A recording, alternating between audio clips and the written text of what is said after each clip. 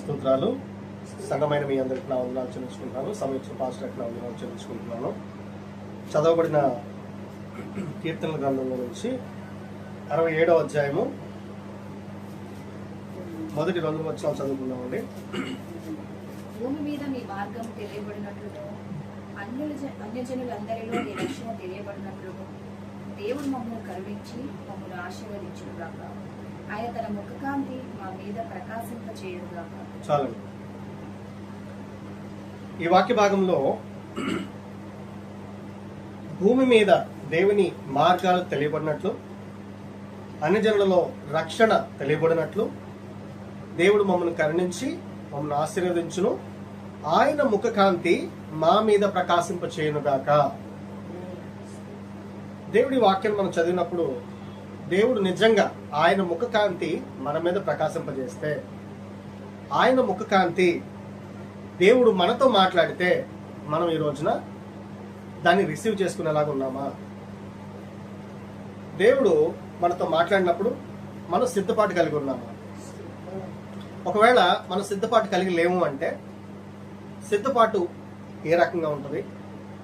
దేవుడు తన ముఖకాంతిని మన మీద ప్రకాశింప చేసేలాగా ఆయన అంత ఇష్టంగా మన దగ్గరికి వచ్చినప్పుడు, ఆయన ప్రణాళిక చొప్పున దేవుడు మనతో మాట్లాడుతున్నప్పుడు మనం దేవునికి ఇష్టమైన రీతిలోనే ఉన్నాము. అది ఒకసారి మనం చూసినప్పుడు దేవుడు మొట్టమొదటిగా దేవుడు నరునితో మాట్లాడుతున్నప్పుడు, దేవుడు నరుని పిలిచినప్పుడు ఒకసారి మనం ఆ వచనం చూద్దామండి.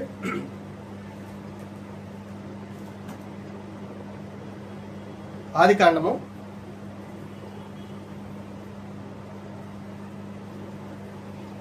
2వ అధ్యాయము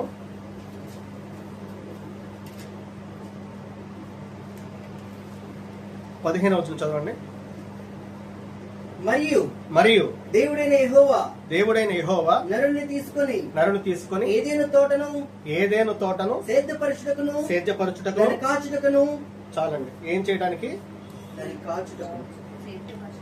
ఏదెను తోటను సేద్యపరచడానికి, రెండోది దాన్ని కాచడానికి. సో ఇక్కడ చూసినప్పుడు 2 విషయాలు చాలా తేటతలంగా ఉన్నాయి. దేవుడు బైబిల్ గ్రంథం అంతటిలో నరునికి మొట్టమొదటిగా ఇచ్చిన ఆజ్ఞ ఏంటి? సేద్యపరచడం. అంటే దాన్ని అభివృద్ధి చేయటం, దాన్ని డెవలప్ చేయటం, దాన్ని ఇంకా సృష్టిని ఇంకా ముందు కొనసాగింపు చేయటం. రెండవది ఏమిచ్చాడు? కాపాడటం. ఏమిచ్చాడు? రెండోది 2 బాధ్యతలు. ఒకటి డెవలప్ చేయటం, అభివృద్ధి చేయటం, సేద్యపరచడం. రెండోది దాన్ని కాపాడాల్సిన బాధ్యత. కాపాడడం అంటే అప్పటికి ఎవరున్నారు అక్కడ? అసలు అవ్వ కూడా లేదు. అవ్వ ఇంకా ఆ దేవుడు ఆజ్ఞించేసరికి అవ్వ సృష్టించబడలేదు. కానీ దేవుడు మనిషికి ఇచ్చిన ఆజ్ఞ ఏంటి? దాన్ని ఏం చేయమన్నాడు? ఏదో తోటనే సేద్యపరచు, కాచుటకు అంటే దాన్ని సంరక్షించడానికి, కాచు అంటే దాన్ని టేక్ కేర్ చేయడానికి, దాన్ని వేరే ఏది కూడా ఆక్రమించకుండా, లేకపోతే దాన్ని వేరే ఏ విధమైనటువంటి చెడుకి అది వెళ్ళిపోకుండా, ఎవరు దానిలోంచి ప్రవేశించకుండా చూడాల్సిన బాధ్యత ఎవరిది? కాపు కాయాల్సిన బాధ్యత ఎవరిది? ఆధారం. మరి దేవుడు ఆజ్ఞించిన తర్వాత దేవుడు అడగకుండా ఉంటాడా? ఏం చేస్తున్నాడు? అడగకుండా ఉంటాడా? అడుగుతాడు. దేవుడు ఈ లోకానికి రక్షణ భాగ్యాన్ని తెలియపరచులాగిన ఎవరిని ఆశీర్వదిస్తాడంట? ఒకసారి చదవండి అమ్మా. 67వ అధ్యాయం మొదటి చదవండి.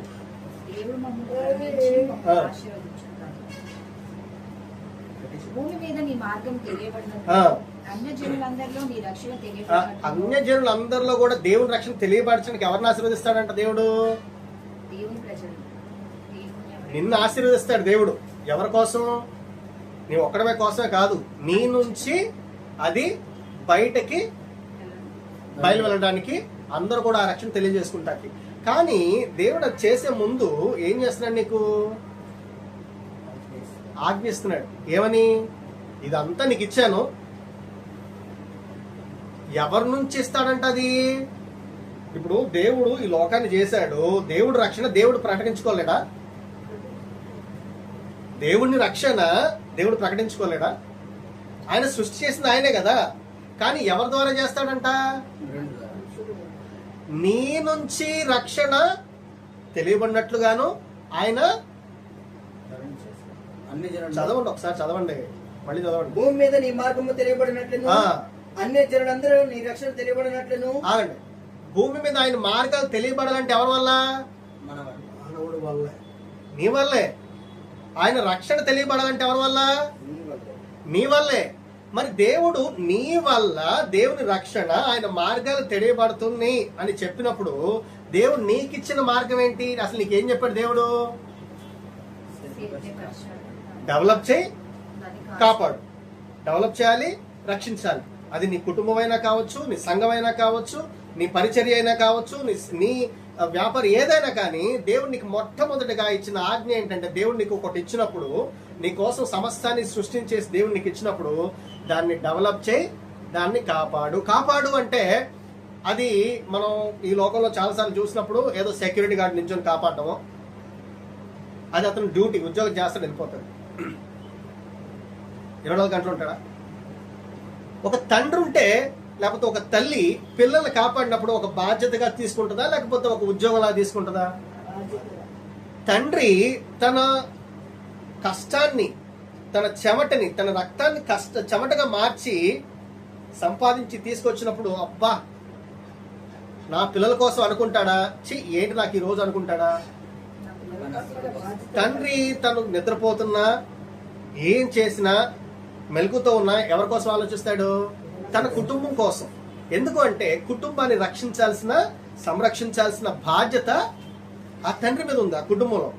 అలాగే దేవుడు నీకిచ్చిన బాధ్యత ఏంటి అంటే, దేవుడు నీకు అప్పచెప్పిన పని ఏదైతే దేవుని రక్షణ వ్యాప్తి ప్రపంచంలో లేకపోతే ఈ లోకంలో ప్రబలాలో అది ఎవరి మీద ఉంది? నీ మీదే ఉంది. అదేదో డ్యూటీ లాగా ఉదయం 5ంటికి వస్తాను, సాయంత్రం మళ్ళీ 3ంటికి వెళ్ళిపోతాను, లేకపోతే ఉదయం 10ంటికి చర్చికి వస్తాను, సాయంత్రం 1 గంటకి వెళ్ళిపోతాను, నాకు ఈ 3 గంటల్లోనే దేవుని పని. అదే దేవుడు చెప్పింది. అదేనా దేవుడు చెప్పింది? దేవుడు నిన్ను ఈ రక్షణను లేకపోతే దీన్ని కాపాడాల్సిన బాధ్యత అని నీ మీద పెట్టినప్పుడు ప్రతి దాని మీద నీ పర్యవేక్షణ ఉండాలో వద్దా? ప్రతిదాన్ని క్వశ్చన్ చేయాలి కదా, పర్యవేక్షించాలి కదా. అదే కదా దేవుణ్ణి దీన్ని రక్షించు లేకపోతే దీన్ని కాపాడు, సేద్యపరచడానికి ఇంకా కాచడానికి నీకు అప్పచెప్పినప్పుడు ప్రతిదాన్ని నువ్వు చూసుకోవాలి కదా. చూసుకోవాలి వద్దా? ఎవరు వస్తున్నారు, ఎవరు వెళ్తున్నారు, ఎవరి బాధ్యత చూడాల్సింది? కాపాడాల్సిన బాధ్యత ఎవరికి ఇచ్చాడు దేవుడు?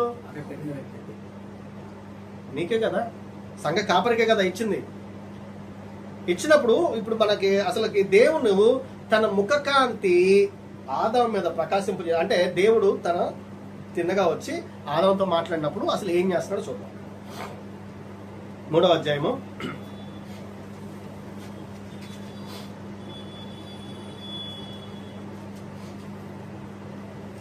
8వ వచనం. చల్లపూటను ఆదామును అతని భార్యయు తోటలో సంచరించుచున్న దేవుడైన యెహోవా స్వరము విని దేవుడైన యెహోవా ఎదుటికి రాకుండా తోట చెట్ల మధ్యలో దాక్కునగా ఏం చేశారు? తోట చెట్ల మధ్యలో దాక్కునగా. అదేంటి దేవుడి పిలితే దాక్కోవడం ఏంటి? ప్రభువా నీ రక్షణ మరి తెలియబడుతుంది, మమ్మల్ని దీవించు, నీ ముఖ కాంతి మా మీద ప్రకాశించి అన్నాం కదా. మరి దేవుడే వచ్చి పిలుతుంటే ఎందుకు దాక్కుంటున్నావు?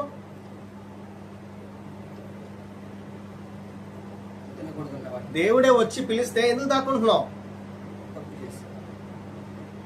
దేవుడు నిన్ను సేద్యపరచు అంటే డెవలప్ చేయి, నిన్ను కాపాడు, దీన్ని పర్యవేక్షించు, దీన్ని కాపాడు, నీకు అప్పచెప్పిన బాధ్యత నువ్వు ఎప్పుడైతే వదిలేసావో, దేవుడు నీకు అప్పచెప్పిన బాధ్యత నువ్వు ఎప్పుడైతే సరిగ్గా నిర్వర్తించలేదో ఏమవుతున్నావు? దేవుడి నుంచి నువ్వు దూరం అవుతున్నావు.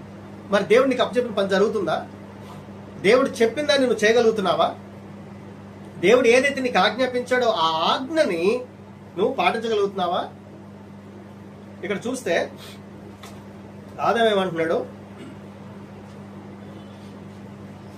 దేవుడైన యెహోవా ఆదామును పిలిచి ఆ, నీవెక్కడున్నావా నేను ఆ, అందుకతడు ఆ. నేను తోటలో నీ స్వరము వినినప్పుడు ఆ, దిగంబరిగా నుండిన గనుక ఆ. భయపడి ఆ. దాగుకుంటున్నాను. ఆ, అందుకు ఆయన ఆ. నీవు దిగంబరమని నీకు తెలియజేసిన వాడెవడు? ఆ. నీవు తినకూడదని నేను నీకు ఆజ్ఞాపించిన వృక్షఫలము తింటివా ఆ. అని అడిగాను. ఆ. అందుకు ఆదాము ఆగండి, ఆగండి, నాతో ఆగండి. ఇక్కడ దేవుడు ఇంకో మాట అడుగుతున్నాడు ఆదాముని. ఏమని? నీవు నీవు తినకూడదని ఎవరికి ఆజ్ఞాపించాడంట? నేను నీకు ఆజ్ఞాపించిన వృక్షఫలం తింటివా? ఈ ఫలాను అసలు తినొద్దని ఎవరికి ఆజ్ఞాపించాడు దేవుడు? ఆదాము. ఎవరికి ఆదాము. ఆజ్ఞ ఇచ్చింది? ఎవరికి ఆదాము. ఆజ్ఞ ఇచ్చింది? ఎవరికి ఆదాముకి. ఆజ్ఞ ఇచ్చింది దేవుడు సంఘానికి, సంఘ కాపరికి. దాన్ని ప్రపంచానికి తెలియపరచిన బాధ్యత ఎవరిది? ఇప్పుడు దేవుడు ఇది తినకూడదు అని చెప్పాడు. చెప్పినప్పుడు ఆదాము ఇది తినొద్దు అని ఒకవేళ చెప్పుంటాడా? అవకే చెప్తే దేవుడే చెప్పాడు అని అంటది, కానీ నాకు ఆదాం కూడా చెప్పాడు అని అందా అక్కడ? మాకు ఇలా దేవుడు తినొద్దని చెప్పాడు అంటే ఒకవేళ ఆదాం చెప్పుండొచ్చు. కానీ ఆదాం ఎప్పుడైతే తన సహచరిగా దేవుడు తనకిచ్చిన భార్యని ఏం చేస్తున్నాడు? అంటిపెట్టుకుని ఉన్నాడు. అక్కడ సర్పం వచ్చినప్పుడు, సర్పం వచ్చి మాట్లాడినప్పుడు ఆదాంతో, అవ్వతోటి, అక్కడ చూద్దాం 3వ వచనం చదవండి. అందుకు స్త్రీ ఈ తోట చెట్ల ఫలములను ఆ, మేము తినవచ్చును. ఆ, అయితే ఆ. తోట మధ్యనున్న చెట్టు ఫలమును గూర్చి ఆ. దేవుడు ఆ. మీరు చావుకున్నట్టును ఆ. వాటిని తినకూడదని ఆ. వాటిని ముట్టకూడదని చెప్పలేని సర్పంతో నేను. ఆ. అందుకు సర్పము మీరు చావనే చావరు. ఆ. ఏలైనగా ఆగండి. ఇదంతా చదివినప్పుడు ఆదాం ఉన్నాడు అక్కడ? అసలు ఆదాకి ఏం చెప్పాడు దేవుడు? కాపలా ఉండమన్నాడు కదా, దీన్ని కావల గాయమన్నాడు కదా. మరి కావలి గాయం అంటే తన భార్య ఎవరితో మాట్లాడుతుంది, ఎక్కడ ఉంది, అసలు తోటలోకి ఎవరు వచ్చారు, అసలు సర్పం వచ్చి నాతో మా భార్యతో మాట్లాడుతుందంటే అసలు అక్కడ ఏం జరుగుతుంది? కాపలా కాస్తున్నాడా ఆదాం? చేస్తున్నాడా? దేవుడు నీకు అప్పచెప్పిన పని సంఘాన్ని కాపాడమంటే, సంఘాన్ని ఖాయమంటే, లేకపోతే సంఘ పరిచర్య చేయమంటే, నేను ఆదివారం వచ్చాను, ప్రార్థన చెప్పాను, లేకపోతే వాక్యం చెప్పేసి వెళ్ళిపోయాను అంటే సరిపోద్దా? నీ సంఘస్థులు, నీ కుటుంబం, లేకపోతే నీ వాక్యాన్ని ఎవరైతే వింటున్నారో వారు దాన్ని ఆచరిస్తున్నారా, దాన్ని అవలంబిస్తున్నారా, ఆ వాక్యానుసారం నడుచుకుంటున్నారా చూడాల్సిన బాధ్యత ఎవరిది? సేవకుడిదే కదా. మరి దేవుడు నీకు అప్పచెప్పిన బాధ్యత, దీన్ని డెవలప్ చేయి, దీన్ని కాపాడు, దీన్ని పరిరక్షించు అన్నప్పుడు నేనేదో వస్తాను చెప్తాను వెళ్ళిపోతాను సరిపోద్దా? అదేనా దేవుడు చెప్పిన పని? ఆదాం ఏమంటున్నాడు? అయ్యా నువ్వు నాకు ఇచ్చావు కదా. ఏమో నాకు ఇచ్చింది. ఏమిచ్చింది? ఎవరిచ్చారంట ఆదాంకి? నువ్వు నాకు సాటైన సామాన్ ఇచ్చావు కదా, ఆమె ఇచ్చింది, నేను తిన్నాను అంటున్నాడు. అసలు ఆమె తినొచ్చో తినకూడదో, ఆమె తినాలో వద్దో, లేకపోతే ఆమె తింటే ఆపటం చేయాల్సిన బాధ్యత ఎవరిది? ఆజ్ఞ ఇచ్చింది ఎవరికి? మరి ఆదాం ఏం చెప్తున్నాడు? ఆజ్ఞ ఇచ్చింది నాకే, కానీ ఆమె ఇస్తే నేను తిన్నాను అని చెప్తున్నాడు. ఈ రోజున సంఘం అభివృద్ధి చెందకపోవడానికి, లేకపోతే సంఘం ఇంకను రక్షణలో కొనసాగింపబడకపోవడానికి మనం చేసే ఇట్లాంటివి పనులే. దేవుడిని ఆజ్ఞాపించింది సంఘాన్ని కట్టమని, దేవుడిని ఆజ్ఞాపించింది సంఘాన్ని రక్షించమని. ఇప్పుడు గొర్రెల కాపురు ఏం చేస్తాడంటే, మేత మేపిచ్చానా తీసుకొచ్చానా కాదు, అవి ఆరోగ్యం ఎలా ఉంది, అవి కరెక్ట్ కడుతున్నాయా లేదా, వాటికి మేత కరెక్ట్గా దొరుకుతుందా లేదా, 24 గంటలు చూసుకోవాల్సిన బాధ్యతే కదా. మరి సంఘాన్ని ఆ రకంగా పరిరక్షించకపోతే, సంఘాన్ని ఆ రకంగా నువ్వు డెవలప్ చేయకపోతే, సంఘాన్ని ఆ రకంగా నువ్వు పట్టించుకోకపోతే సంఘం ఎలా డెవలప్ అవుతుంది? ఈ సంఘంలో మనం ఏదైతే సంఘాన్ని మనం కాపాడుతున్నామో ఆ సంఘం చెప్పినట్టు ఎవరు వింటున్నారు? సేవకుడు వింటున్నాడు. మనం వింటున్నావా? ఇప్పుడు ఆదాం అదే అంటున్నాడు, నువ్వు నాకు ఇచ్చావు, అవు నాకు ఇచ్చింది, నేను తిన్నాను. ఎవరిస్తే తిన్నాడు? ఇచ్చినప్పుడు ఇది ఎక్కడిది, ఏం తెచ్చావు, ఎక్కడి నుంచి తెచ్చావు?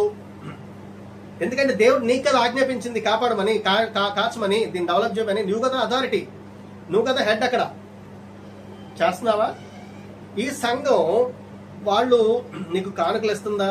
ఈ సంఘం వాళ్ళు ప్రతిరోజు ఆరాధనకు వస్తున్నారా? ఈ సంఘం దశంభాగాలు ఇస్తుందా? ఇంతవరకే కాదు కదా, వారు ఆత్మ ఫలాలు లేదా వాళ్ళు ఆత్మీయ జీవితంలో ఎంతగా ఎదుగుతున్నారు? వారు ఆజ్ఞను ఎంతవరకు అది కదా చూడాల్సింది.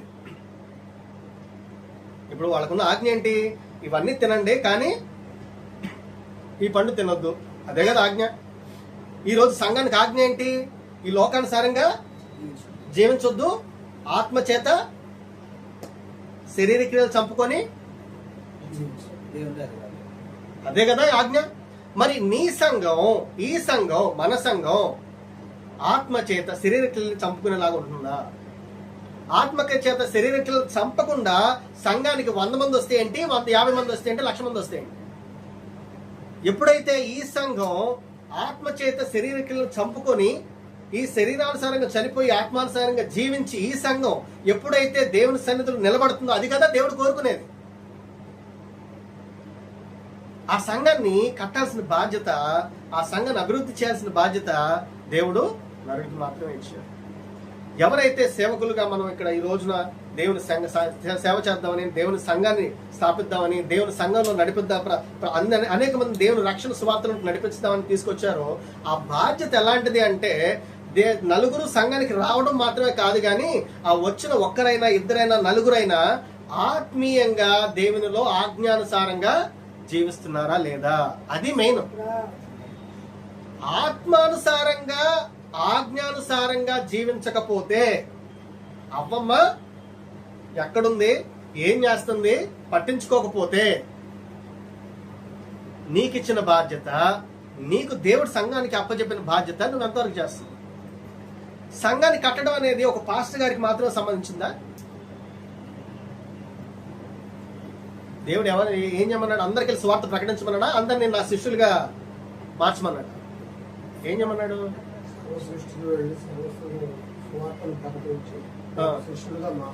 ఏం చేయమన్నాడు?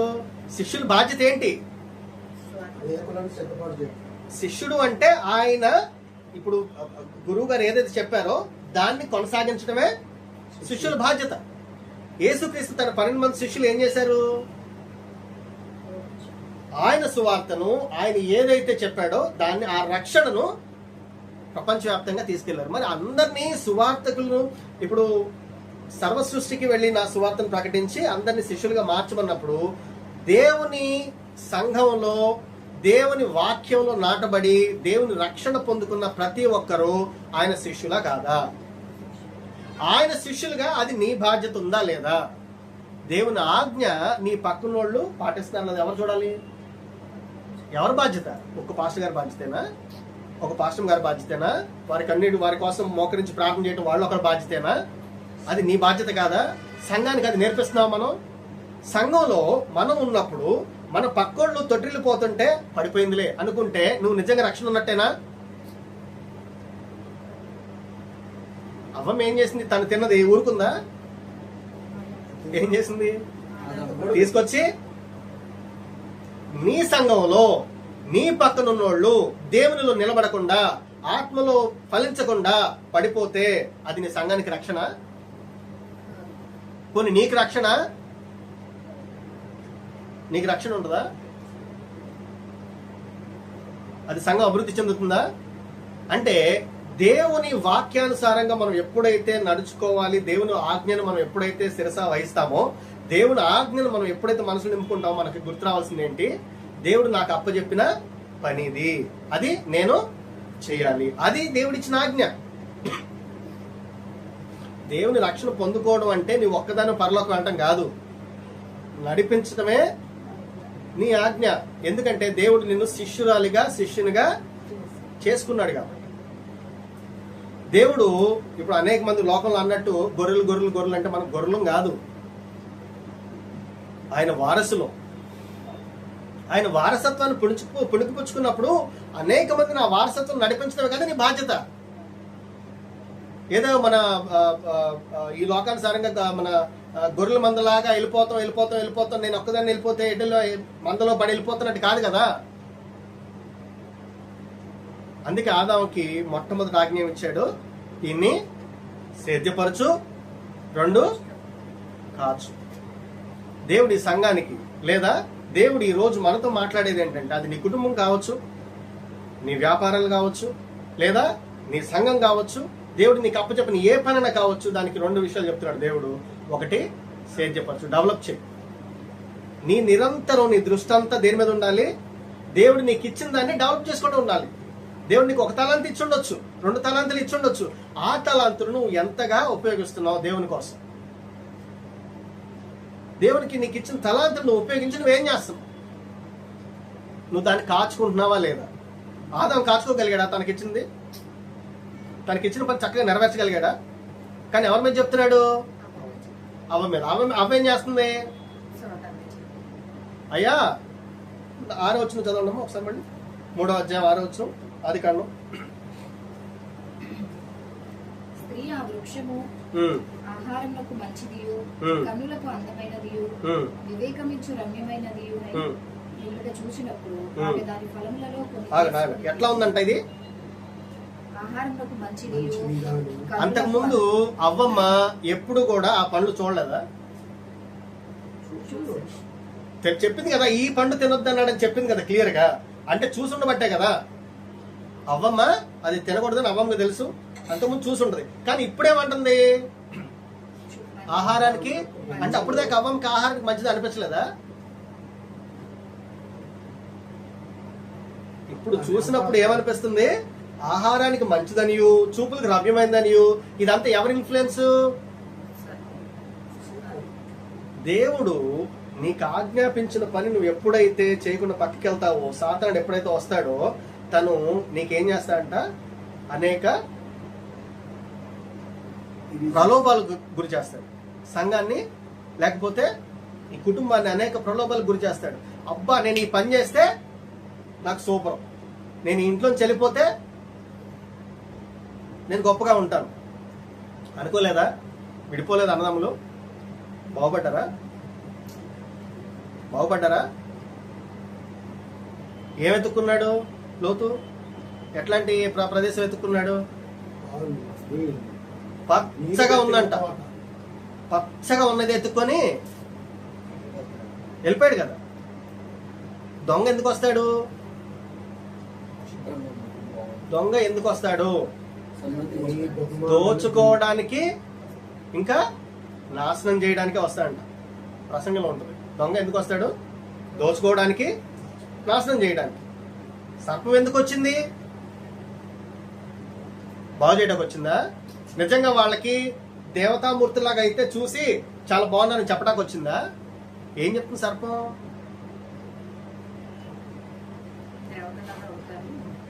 నాలుగు వచ్చింది చదవండి అమ్మా.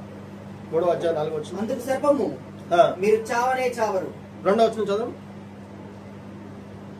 అందుకు స్త్రీ, ఈ తోట చెట్ల ఫలములను మేము తినవచ్చును, అయితే తోట మధ్యనున్న చెట్ల ఫలములను గురించి దేవుడు మీరు చావకుండానట్లు వాటిని తినకూడదనియు వాటిని ముట్టకూడదనియు చెప్పనని సర్పముతో చెప్పాను.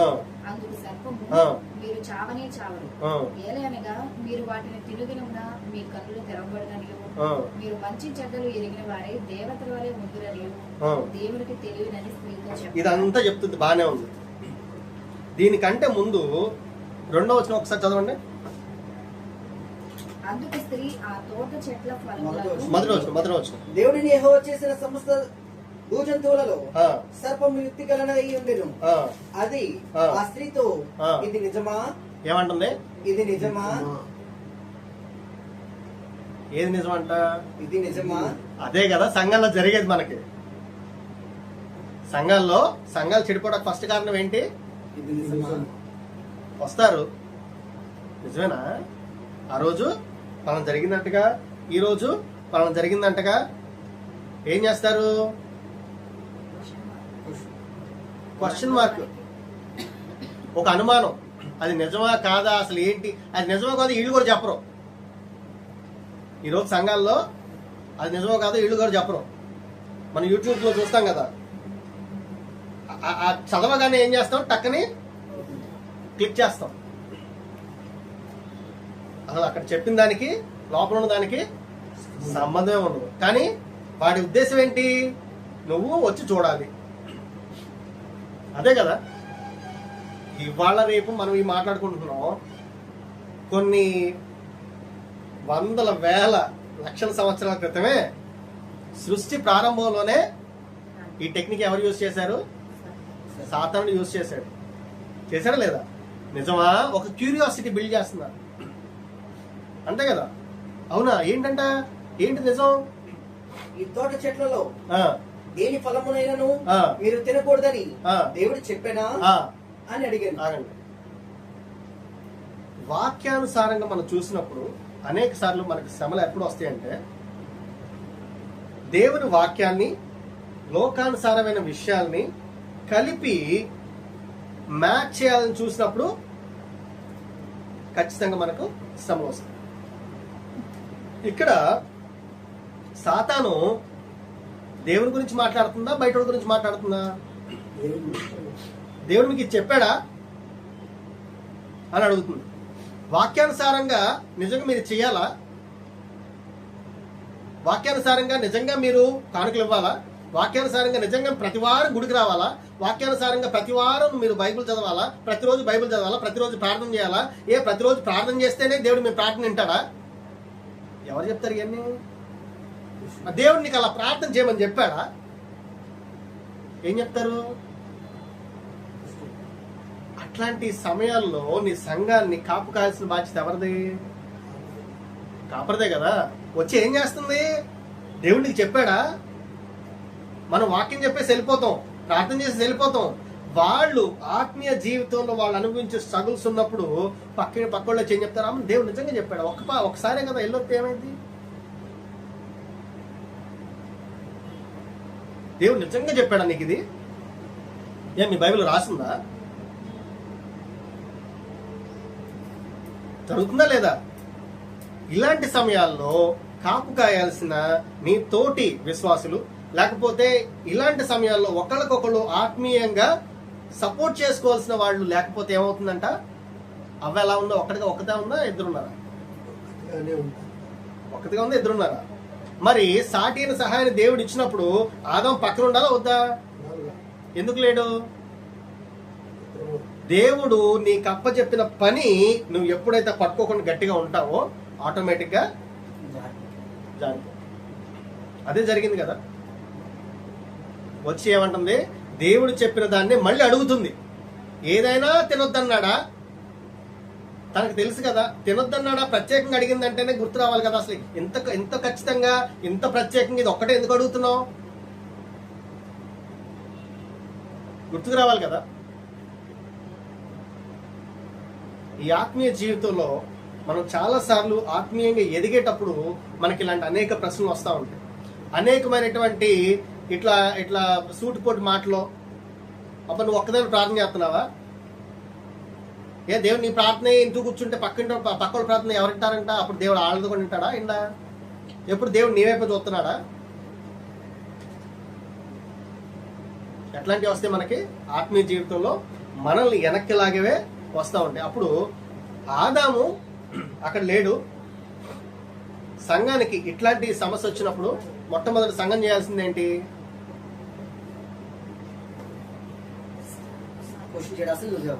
నువ్వెవరు? లేదా ఒక నిమిషం ఆగు, మా ఆయన పిలుచుకొస్తానని ఎక్కడికి వెళ్ళాలి? వెళ్ళాలి కదా. వెళ్ళిందా? వెళ్ళాలి కదా. మరి అయ్యా మరి వచ్చింది మాట్లాడుతుంది, దేవుడు తినొద్దని చెప్పాడు, తినొద్దని చెప్పింది తినమంటుంది. ఎప్పుడైతే సాతాను ఇది చూపులకు రమ్యమైనది, లేకపోతే మీరు తింటే దేవతామూర్తులాగా వస్తారని సాతాను సర్పం ఎప్పుడైతే చెప్పిందో అప్పుడు ఎలా కనిపించిందంట అయ్యాకి? ఇది తినడానికి ఆహారానికి కూడా మంచిదంట. అది తినకుండా ఇది ఆహారానికి మంచిదని ఎలా చెప్తుంది? అంటే కనులకి అంత ఇంపుగా కనిపిస్తుంది. తన సొంత ఆలోచనతోటి లేకపోతే తన సొంత జ్ఞానంతో చూడట్లా. ఏదైతే సాతాను తన బ్రెయిన్ లో నింపుతుందో దానిలోంచి చూస్తుంది. ఏం చూస్తుంది?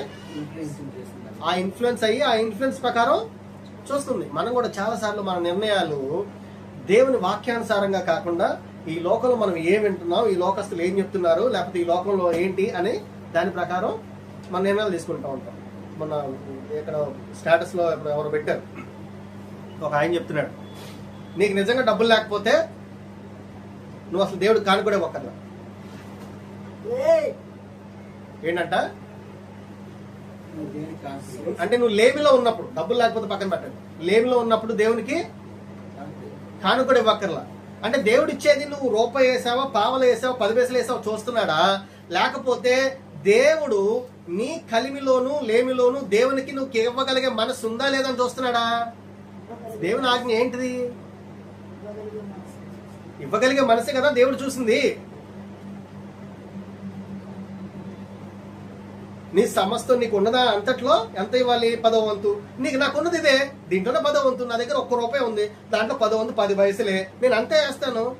అదే కదా దేవుడు ఇచ్చిన ఆజ్ఞ, అదే కదా దేవుడు చూసే మనసు. కానీ ఈ లోకానుసారంగా ఏం చెప్తున్నారు? ఈ లోకానుసారం ఆలోచిస్తే నీకు లేమిలో ఉన్నప్పుడు దేవునికి ఇవ్వాల్సిన అవసరం కరెక్టే కదా, నాకు లేదు. మరి దేవుడు తెలీదా? ఏమంటారు? దేవుడు తెలీదా నీకు ఉందో లేదో? నువ్వు ఉంటే ఇస్తావు కదా, నువ్వు దగ్గర లేకపోబట్టే ఇవ్వట్లేదు. ఇవన్నీ ఎలాంటి దేవుని వాక్యాన్ని లోకానుసారమైన విషయాల్ని మిళితం చేసేసి కన్ఫ్యూజ్ చేసి ఈ వాక్యానికి లోకాన్ని ఒక రకమైనటువంటి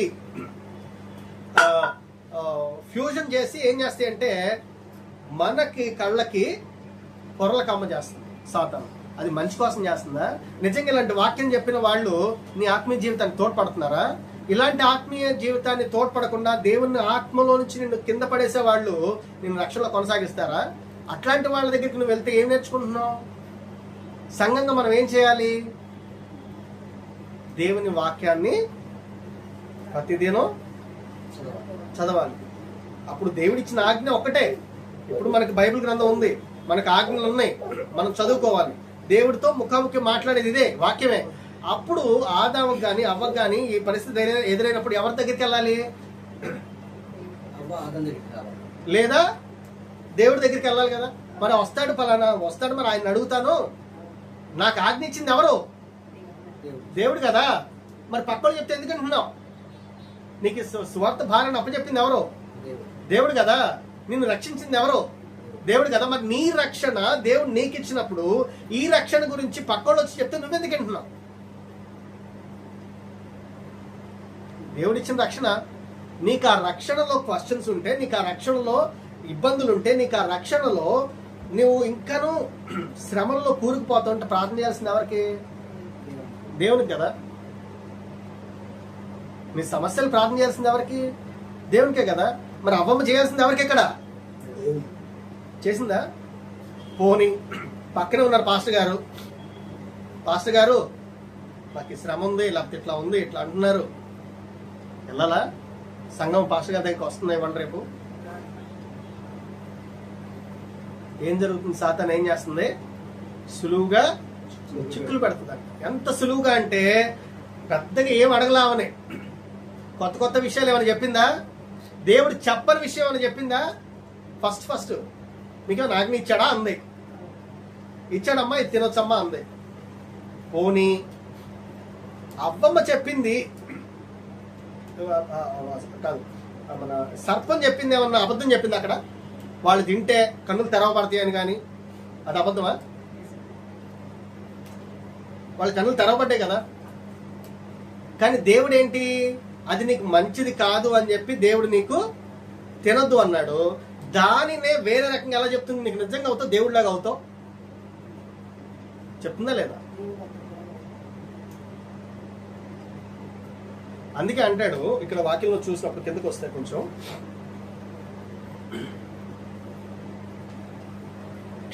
మూడో అధ్యాయము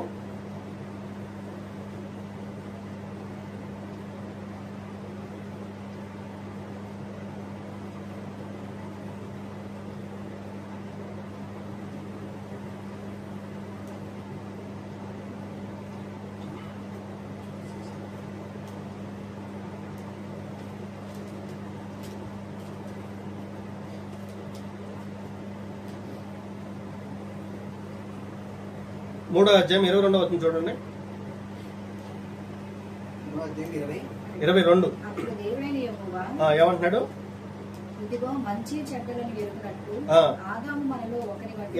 ఎవరు వంటి వాడేనంట ఆదాము? నువ్వు దేవుడిలాగా అవుతావని సర్పం చెప్పిందా లేదా? చెప్పిన మాట నిజమా అబద్ధమా? సర్పం అబద్ధం చెప్పలేదు. దేవుడు నీకు ఇచ్చిన ఆజ్ఞను మాత్రమే మీరేటట్టు చేసింది సర్పం. ఏం చేసింది? దేవుడు నీకు ఏదైతే వద్దు అన్నాడో అది నీకు చేయించడమే సర్పం పని. ఆజ్ఞ అతిక్రమమే పాపం. అయ్యా, నీకు లేమిలో ఉన్నప్పుడు నువ్వు అసలు డబ్బులే వద్దు దేవుడికి, అది పాపం. దేవుడు నీకు కలిమి లేములు సృష్టించిన దేవుడే ఆ లేమిలు కూడా నీకు ఇచ్చే మనసు ఉందా లేదని చూడట్లేదా? ఇవ్వకపోతే నువ్వు దేనికి దగ్గర అవుతున్నావు, దూరం అవుతున్నావు? అది నీకు మంచిగా అనిపిస్తుంది కదా. అప్పటికప్పుడు ఏమనిపిస్తుంది మనకి? సాతాను అనేక సార్లు మనకి చెప్పే విషయాలు వాక్యానుసారంగానే అనిపిస్తాయి. ఇది వాక్యం కరెక్టే కదా అనిపిస్తుంది, అరే ఇది కరెక్టే గా చెప్పేది అనిపిస్తుంది. కానీ నువ్వు గుర్తుంచుకోవాల్సింది ఏంటంటే, ఈ వాక్యం నాకు ఇది చెప్పింది, వాక్యం దేవునికి ఆజ్ఞకి సరిగ్గా ఉందా, దూరంగా ఉందా? ఒకసారి ఆరో వచనం చదవండి. ఒకసారి స్త్రీ ఆ వృక్షము ఆహారములకు మంచిదనియు. 5వ వచనం చదవండమ్మా. ఏలైనగా మీరు వాటిని తినుదినమున మీ కన్నులు తెరవబడినయు మీరు మంచి చెడును ఎరిగిన వారై. అదే కదా చెప్పింది, మీ కన్నులు తెరవబడతాయి, మీరు మంచి చెడ్డలో తెలుసుకుంటారు. ఇదే కదా చెప్పింది, ఇదే కదా చెప్పింది. దేవుడు కూడా అదే చెప్తున్నాడు, వాళ్ళ కన్నులు తెరబడ్డాయి, వాళ్ళ మంచి చెడ్డలు తెలుస్తున్నాయి, వాళ్ళు మనలో ఒక వంటి వారయ్యారని కదా దేవుడు చెప్పింది. సాతానికి కావాల్సింది నువ్వు ఏదో పెద్ద పెద్ద తప్పులు చేసేయాలి అనేం కాదు.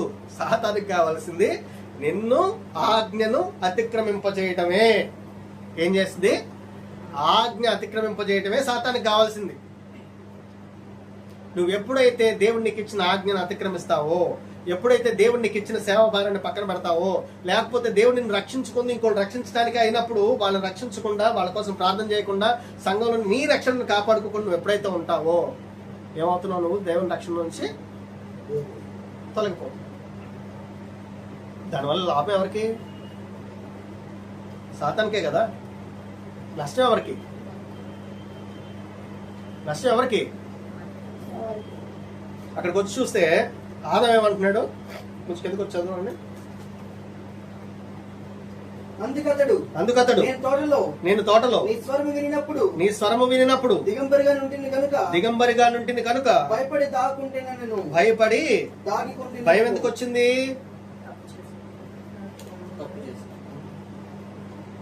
ఏం తప్పు చేశాడు ఆదాం? పండు తింటాం తప్ప, పండు తింటాం తప్ప.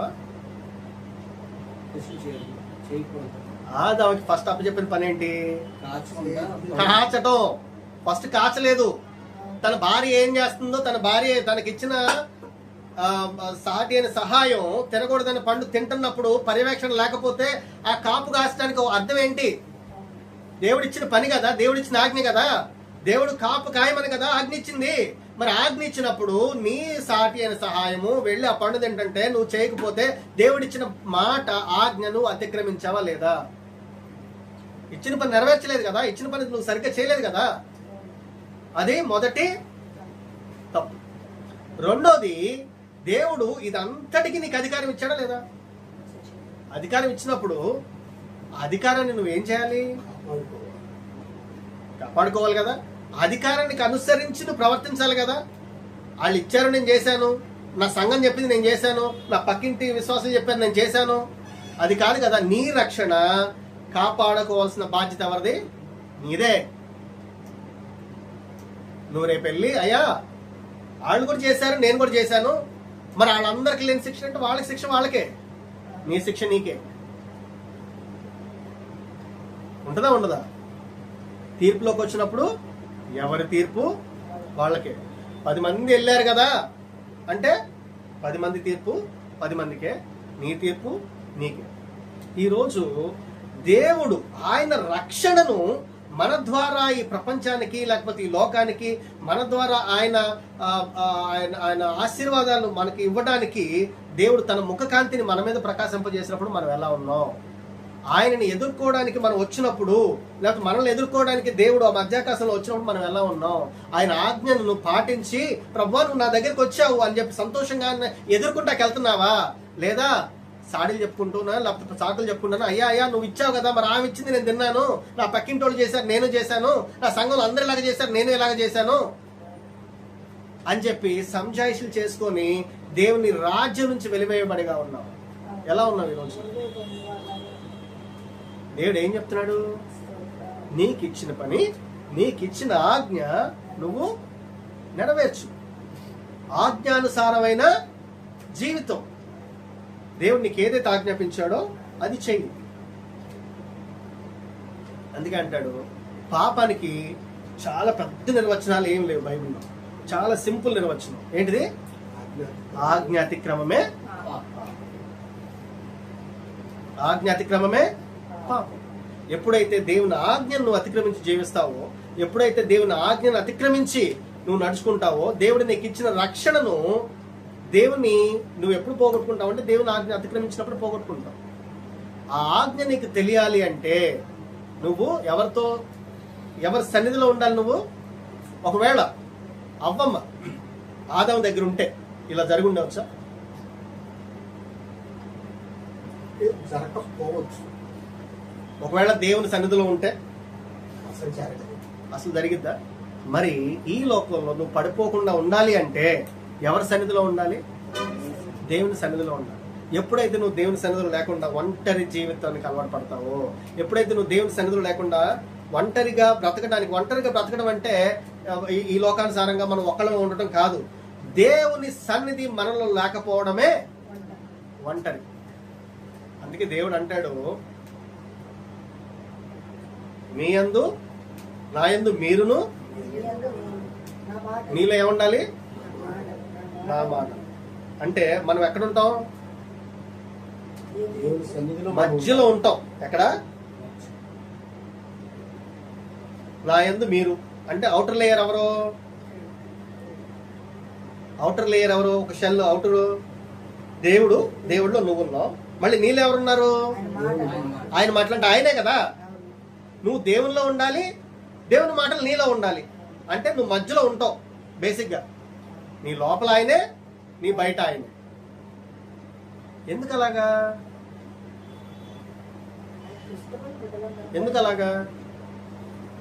చెప్పండి.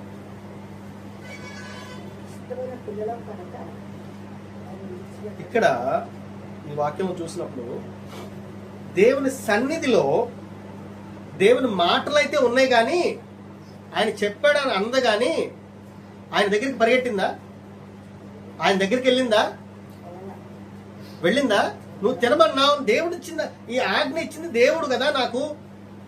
ఇది బ్రేక్ చేయాలంటే ఒకవేళ నేను పర్మిషన్ తీసుకోవాల్సింది ఎవరి దగ్గర? దేవుని దగ్గర. మరి దేవుని దగ్గరికి పరిగెట్టాలి కదా నువ్వు. వాక్యం నీలో ఉంటే సరిపోదు, నువ్వు కూడా ఎవరి దగ్గర ఉండాలి? దేవుని దగ్గర ఉండాలి. వాక్యం మనకు తెలిస్తే సరిపోదు, వాక్యానుసారమైన జీవితాన్ని కలిగి ఉండాలి. అందుకే మీరు నా యందును నా మాటలు మీ యందును అన్నదానికి అర్థం ఏంటంటే, వాక్యం మీకు మనసులో ఉంటే సరిపోదు, తెలుసుంటే సరిపోదు, మీరు నా యందు ఉండాలి. అంటే నేను ఏదైతే ఆజ్ఞాపించానో ఆ ఆజ్ఞానుసారంగా మీ నడవడిక ఉండాలి. ఎలా ఉండాలి? ఈరోజు సంఘానికి దేవుడు ఏం బోధిస్తున్నాడు? ఆదివారం వస్తాం, అందరు వాక్యం చెప్తారు, అందరు వాక్యం చదువుతారు, ప్రతి ఒక్కళ్ళు కూడా వాక్యం తెలియని క్రైస్తవులు అంటే ఎవరు ఉండరు. ఇవాళ ఏ టీవీ ఛానల్ పెట్టినా, ఏ వాట్సాప్లు చూసినా, ఎవరి స్టేటస్లు చూసినా అంతా వాక్యమే, అందరికి వాక్యం తెలుసు. కానీ వీళ్ళు దేవునిలో ఉన్నారా? నా యందు మీరును అన్నప్పుడు మీరు దేవునిలో ఉన్నారా? ఏం చేస్తున్నాడు దేవుడు? అడుగుతున్నాడా లేదా? దేవుని యందు మీరున్నారా? దేవుని యందు మీరు ఉన్నటువంటి ఏంటి? వాక్యానుసారమైన జీవితాన్ని జీవించడమే కదా, ఆయన మార్గం నడవడమే కదా. ఎప్పుడైతే అవ్వ దేవుని దగ్గరికి ఏం చేయలేదు, పరిగెట్ల. ఈ ఆజ్ఞ ఇచ్చింది దేవుడు నాకు, వాళ్ళు బ్రేక్ చేయాలంటే అసలు ఆజ్ఞ కలిసి డెసిషన్ తీసుకోవాల్సింది ఎవరిది? దేవుంది. నువ్వెవరు చెప్పడానికి? ఈ రక్షణ నాకు ఇచ్చింది ఎవరు? దేవుడు. ఈ రక్షణ గురించి కమెంట్ చేయాల్సిన బాధ్యత నీకు లేదు కదా, వేరే వాళ్ళది కాదు కదా. నీ రక్షణ నీ బాధ్యత. దాన్ని నిలుపుకోవాల్సిన బాధ్యత నీది. దాని మీద నీకు అయ్యా ఈ రక్షణ నేను ఎలాగా అన్నప్పుడు ఎవరి దగ్గరికి వెళ్ళాలి? దేవుని దగ్గరికి వెళ్ళాలి. వెళ్ళకపోవడం వల్ల ఏం చేసింది? అతను ఒక్కతేనా? ఆదాం ఎందుకు దూరం అయ్యాడు? కాపు కాయలేదు కాబట్టి, దేవుని ఆజ్ఞను మీరాడు కాబట్టి, ఆజ్ఞను ఆయన పాటించలేదు కాబట్టి ఏం చేశాడు? పాటించాడా? తన భార్యను చూసుకోవాల్సిన బాధ్యత ఎవరిది? ఆదాందే కదా. చూసుకోకపోవడం వల్ల ఆదాము కూడా ఆ పాపంలో భాగమయ్యాడు. ఈ రోజున ఈ లోకంలో అందరికీ కూడా దేవుని రక్షణ, ఆయన రక్షణను ఒకసారి కీర్తన గ్రంథం 67వ అధ్యాయం ఒకసారి 2వ వచనం మొదటి నుంచి చదవండి. భూమి మీద మీ మార్గం తెలియబడినట్లును అన్యజనులందరిలో నీ రక్షణ తెలియబడినట్లును దేవుడు మమ్మల్ని కరుణించి మమ్మల్ని ఆశీర్వదించుకున్నాడు. ఆయన తన ముఖకాంతి మా మీద ప్రకాశింపజేయును. ఆమేన్. ఈ లోకంలో అన్యజనులకు ఆయన రక్షణ తెలియడానికి, ఇంకా భూమి మీద ఆయన మార్గాలు తెలియడానికి దేవుడు ఆజ్ఞలు నీకు ఇచ్చింది. ఆ రక్షణ ఆశీర్వాదం అంటే ఆ దేవునికి ఇచ్చిన రక్షణే. అది నీకు ఇచ్చినప్పుడు దేవుడు దానికోసం నీ దగ్గరికి వచ్చి నేను లెక్క అడిగినప్పుడు నువ్వు ఎలా ఉన్నావు? అయ్యా నువ్వు నాకు ఇది ఇచ్చావు, ఈ రక్షణ ఇచ్చావు, ఈ రక్షణను బట్టి ఇది నా రక్షణ జీవితం, ఇది నా రక్షణ సాక్ష్యం. ఏంటిదది? అందుకే అపోస్తలుడైన పౌలు అంటాడు,